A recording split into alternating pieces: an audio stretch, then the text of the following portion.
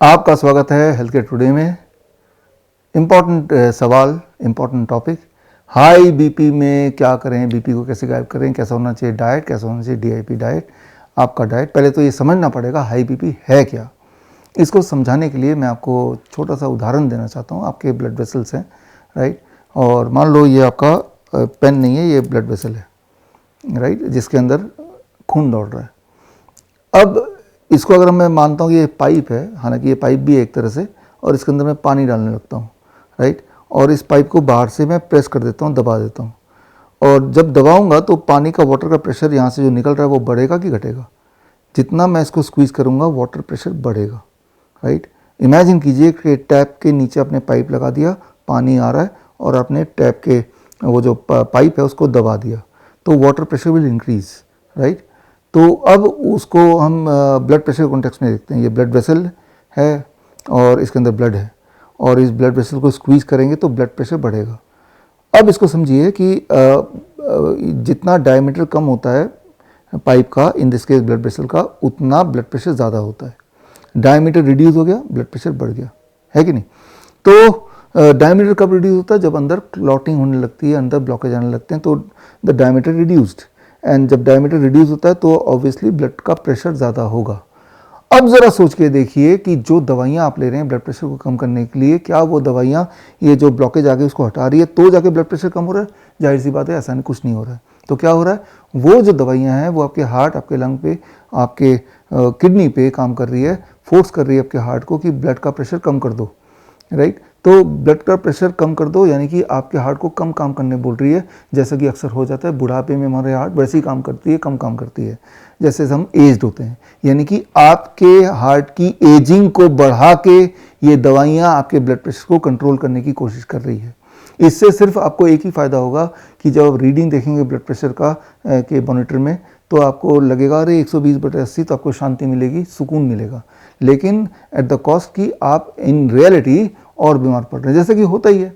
आपने देखा ही है कि बीपी की दवाई मैं 10 साल से ले रहा था, अब मेरा हार्ट फेलियर हो गया, अब मेरा किडनी फेलियर हो गया। ये सब you graduate to become the bigger patient, more worse patient, है ना। तो ये होता है। तो अगर आपको ब्लड प्रेशर को घटाना है तो रियल मायने में क्या करना पड़ेगा कि ब्लड वेसल के अंदर जो ब्लॉकेज आ गए थे उनको आप हटा दो।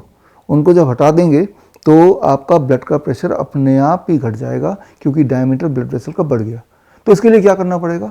इसके लिए बी ऑन डीआईपी डाइट करके देखिए, 3 दिन से 5 दिन, right. DIP diet is very simple. 12 बजे तक फलों पे रहना है, 3-4 तरह के फल अपने पसंद के, राइट, आम, चीकू, अंगूर, जो फल मिले, इरेस्पेक्टिव। कितना खाना है? आपके बॉडी वेट अनुसार। मेरा बॉडी वेट तो 70 kg इंटू 10 करना है, दैट बिकम 700 ग्राम। इतना तो खाने की कोशिश करनी है। ये हो गया 12 बजे से पहले तक का प्लान, कुछ और नहीं खाना है। लंच में रोटी सब्जी दाल चावल खाइए, दैट इज कॉल्ड प्लेट 2। उससे पहले दवाई लेनी है। दवाई कौन सी? सब्जियों की दवाई, कच्ची सब्जी से हम दवाई बोलते हैं, प्लेट 1। यानी कि 3-4 तरह के vegetable which you can eat in raw. टमाटर, खीरा, मूली, गाजर, ककड़ी, मटर, सलाद पत्ता, लाल पीले शिमला मिर्च, जो मिल जाए, और उसको प्लेट 1 में रखिए अपने वेट अनुसार। मेरा weight 70 kg into 5, that become 350 grams. इतना क्वांटिटी मुझे सलाद खाना है। ये जो ग्रीन वेजिटेबल या रॉ वेजिटेबल है, इसकी खासियत है, द मोस्ट इंपॉर्टेंट पार्ट, ये क्या करता है? ये आपके ब्लड वेसल के अंदर इनर लेयर में नाइट्रिक ऑक्साइड प्रोडक्शन में वृद्धि करता है।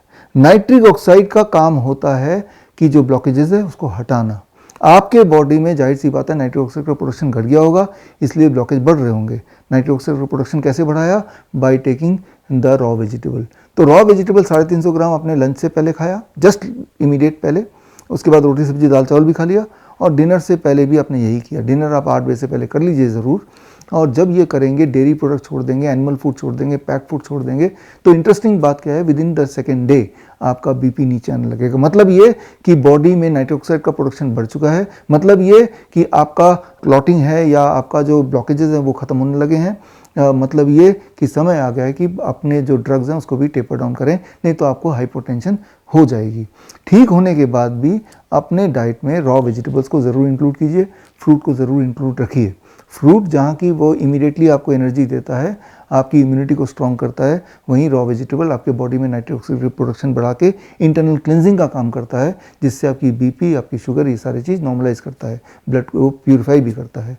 तो जब तक आपके डाइट में रॉ वेजिटेबल्स जो क्वांटिटी मैंने कैलकुलेट करके बताई एंड फ्रूट्स नहीं होंगे, तब तक आप पेशेंट ही बने रहेंगे, राइट। सो मैं तो बोलता हूँ कि आप मेरी बात मत मानिए कि क्योंकि जिस मैं बोल रहा हूँ, करके एक बार देखिए, फिर आप डिसाइड कीजिए कि वेदर इट इज़ वर्किंग और नॉट।